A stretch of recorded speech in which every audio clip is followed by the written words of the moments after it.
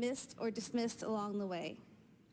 I hope the government will take seriously the public feedback we received during the legislative process. We also would like to have used this important legislation to do more than mandate the creation of a strategy. This is a mandate that government and a power that government already holds.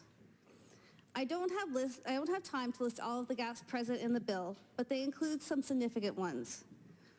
We would still like to see the establishment of a standing committee of the legislature on equity and anti-racism. We will also continue the fight for the creation of a gender-affirming care advisory committee. This proposal was reinterpreted in the draft bill as the need to include the fight against homophobia and transphobia in the strategy. This is a far cry from the specific actions we and the community are calling for. We do need to fight transphobia and homophobia, but one clear way to do this is through equitable access to resources and celebration and recognition of these communities. Seeking a just and equitable Nova Scotia cannot be achieved by the leadership of MLAs and department officials alone.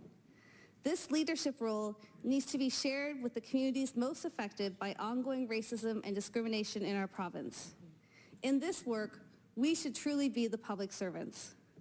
I remain hopeful and optimistic because I know this bill is not the start of this journey. It builds on a legacy of fighting for justice and equity by people and communities in this province. It's an important stop along the journey, and it is now time for government to catch up and step up. Thank you.